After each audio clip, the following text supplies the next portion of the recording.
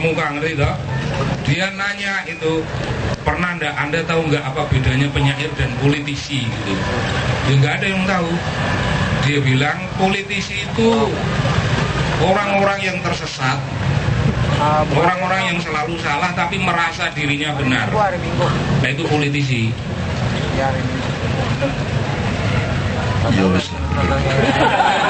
Saya kira benar itu, kurang lebih lah. Tapi kalau ada kawan kita yang politisi kita anggap salah gitu ya. Ini supaya dia tetap jadi politisi gitu loh. Nah dia benar. Lalu kalau penyair apa? Penyair itu orang-orang yang tersesat di jalan yang benar gitu. Rasa penake dhewe to kuwi. Lah iki penyair iki seneng banget itu. Orang yang tersesat di jalan kebenaran. Jadi tempat yang benar itu ada sesatnya ternyata itu. Jadi kira-kira apakah nanti itu ada orang yang tersesat di surga gitu? Sebetulnya dia bukan surga tapi tersesat itu. Itu kalau itu betul berarti di sana itu tidak ada penjaganya. Nah, bukan itu yang pantas kita renungkan. Cara-cara kita menertawakan diri sendiri, cara-cara kita mengejek kehidupan kita sendiri, terutama kehidupan dalam bidang politik yang cenderung sampai sekarang ini politik itu tidak pernah ada niat memberikan pembebasan kepada manusia. Nah, pekerjaan pembebasan itu yang mana? Pekerjaan pembebasan adalah pekerjaan yang sifatnya profetik. Profetik itu watak dan sikap kenabian. Para nabi itu semua saja, saya nggak hafal, pokoknya nabi gitu aja deh. Nabi itu semuanya dilahirkan di dalam suatu tatanan yang porak-poranda. Semua nabi. Dan Nabi dicemplungkan di dalam tatanan porak-poranda seperti itu dan harus menghancurkan keporak-porandaan itu. Nah, apakah kita sekarang sedang mau menjadi nabi atau tidak? Kita kan berbicara tentang apa-apa yang makin berantakan, apa-apa yang makin asoy aja, itu artinya kok makin kacau balau gitu maksudnya. Adakah nabi-nabi, adakah watak profetik di antara para hadirin, di antara para pembicara, di antara semua pengasuh yang dari masa ke masa menyambung silaturahmi di antara kita melalui kenduri cinta ini?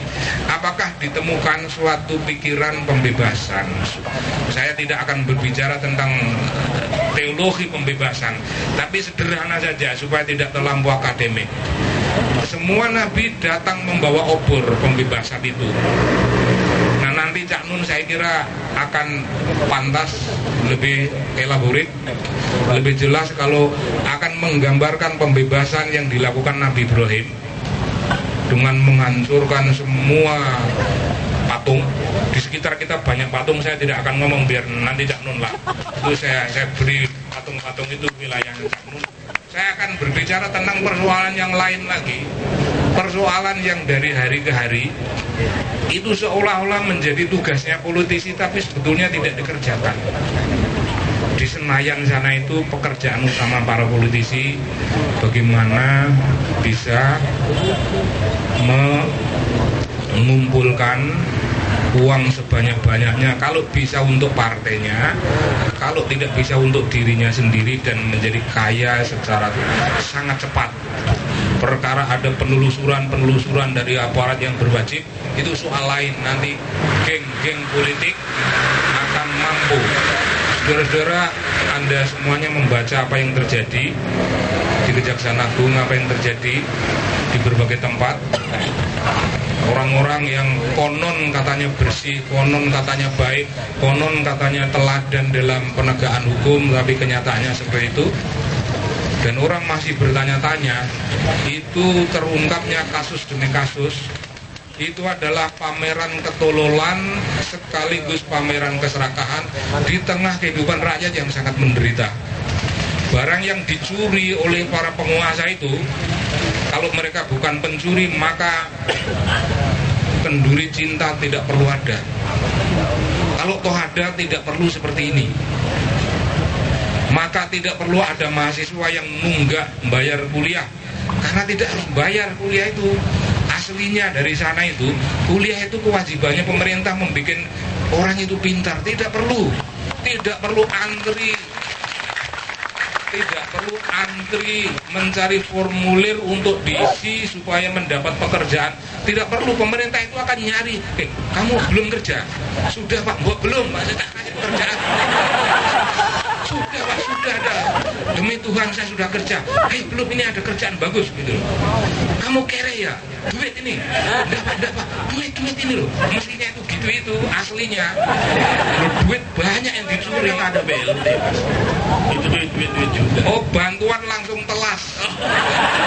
Langsung habis. Udah sedikit soalnya. Saya kira itu aja yang saya sampaikan, yaitu loh untuk pikiran Anda.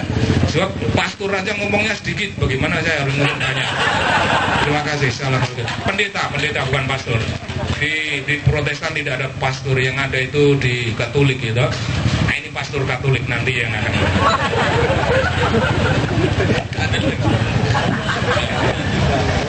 Oke, teman sekalian, saya mengusulkan, saya mohon maaf malam ini saya tak mengambil peran sebagai dosen dalam satu mata kuliah yang partisipatoris. Artinya 70% harus merupakan partisipasi dari para mahasiswa. Ya, nah metode ini untuk mengukuhkan bahwa Kenduri Cinta adalah satu forum yang egaliter, liberal, bahkan ultra liberal. Kalau yang diserbu di Monas kemarin kan aliansi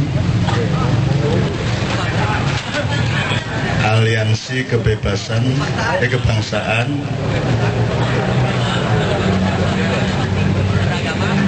dan kebebasan beragama.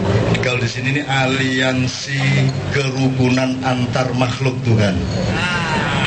Jadi kalau skalanya yang kemarin sangat populer itu di koran dan televisi itu hanya antar warga negara. Kalau di KC ini iblis ikut, malaikat ikut, jin ikut, dalam arti yang sebenarnya. Kecuali bagi yang tidak pernah memiliki kepekaan dan keinginan untuk mengenali sesama makhluk. Nah, saya sangat serius dalam soal ini. Jadi ini aku randagel. Kalau saya ngomong iblis, itu benar-benar iblis, bukan simbol dari kapitalisme atau apa. Karena kegagalan peradaban manusia sampai abad 21 ini adalah kegagalan memahami, mengkorupsi eksistensi iblis. Karena iblis dianggap kompetitornya Tuhan, iblis dianggap memiliki kerajaan jahat dengan strukturnya dan dilawan atau melawan Tuhan dengan kekuasaan dan strukturnya. Itu dikeluhkan oleh iblis kepada saya. Cak, saya demi Allah, saya bukan menyayangi Tuhan dan saya tidak melawan Tuhan.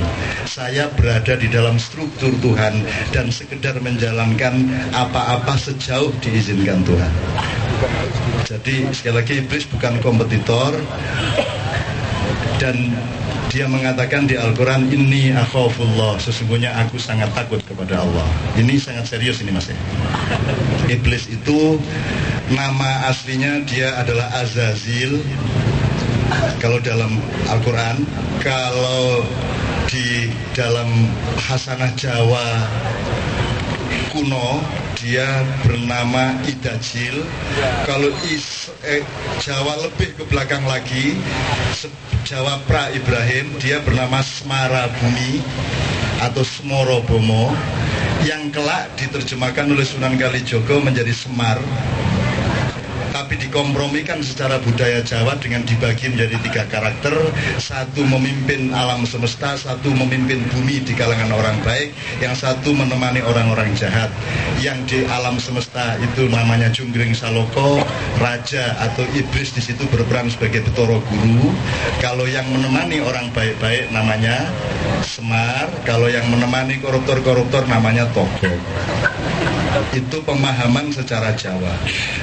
Nah, di dalam Hasanah pra-Islam ini, pra-Arab ini, kalau Jibril itu disebut Joborolo atau Jabarala. Kalau Mikael disebut Makahala atau Mokoholo. Israfil disebut Hasarapala atau Hosropolo. Kalau